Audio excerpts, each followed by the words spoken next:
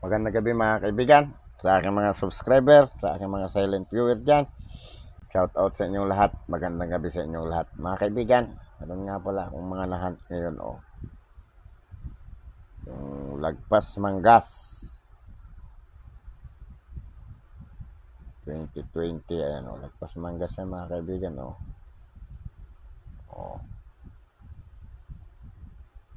Ang ganda. Ito yung dalawang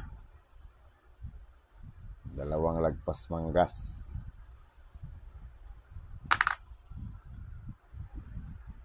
Tsaka to 2019 na Nonagon medium cut edge.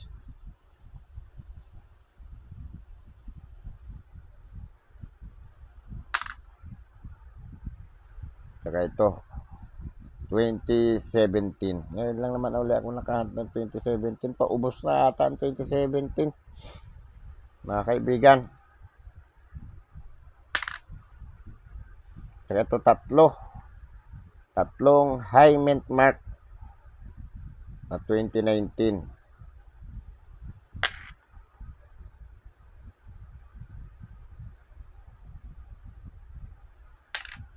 Tatlo yan, high mint mark.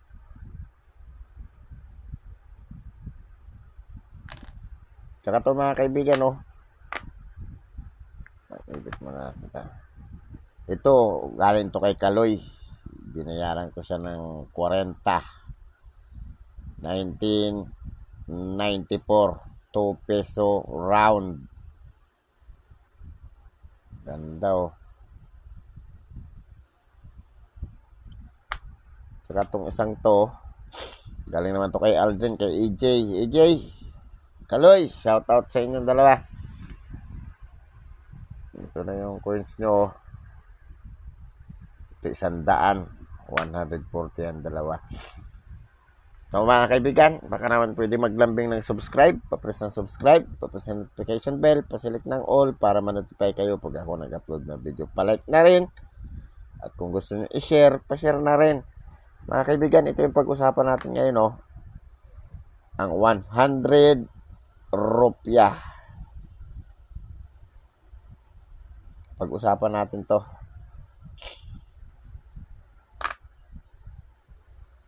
Unahin natin yung pictures nga. 100 rupiah pictures, issuer Indonesia. Issuing Bank of Indonesia. Period Republic. Type standard circulation, standard banknotes. Years 1992 to 2000. 8 years vintage to. Value 100 rupiah. Currency rupiah. Wala siyang value sa peso mga kaibigan. Composition paper. Papel lang pala to. Kaya pala pag konting mo lang natutupi. Kagaya nito tupi ito. Pero dahil tinabi ko na siya, pumantay na yan. Tsaka yung gitna ang daming tupi ito Ayan, malambot siya.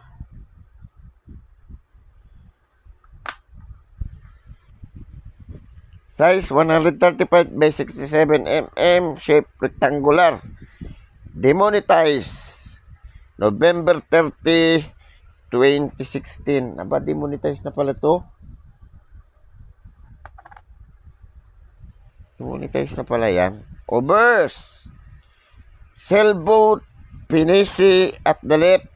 Coat of arm of Indonesia at top right. Lettering Bank of Indonesia 1992. Year siguro to. Direkse Gobernur Direktor 100 rupiah. Barko daw. Boat. Dilayag pa ang barko nila Ito yung Bank Indonesia. Ito yung year. Anong tawag dito? Serese. Ano bang sabi? Direkse pala. Direkse. Ito yung year, 1992. Ito yung gobernador, direktor, Siratos Rupia. Ito yung barko, mga kaibigan. Yan yung obverse. Punta tayo sa reverse. Eruption from Volcano Island, Anak Krakatau. At the right, Latin lettering 100, Bank Indonesia, Anak Gunung Krakatau. Ito yung reverse niya. Ito, Bank of Indonesia.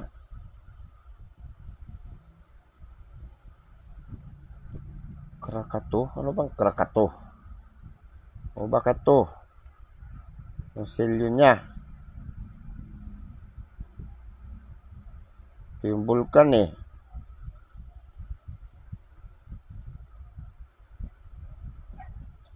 Tingnan nga natin mga kaibigan kung may ang tawag nito, may ano siya.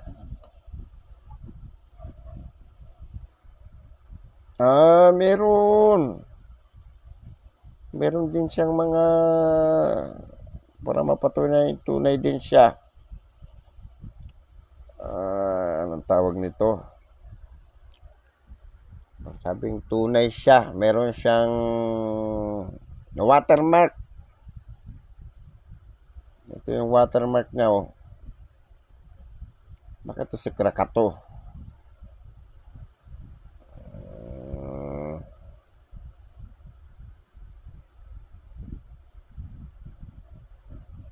Meron siyang watermark. Mahina talaga yung battery ng ano ko. Maghahanapan ko lang nga ng battery yan.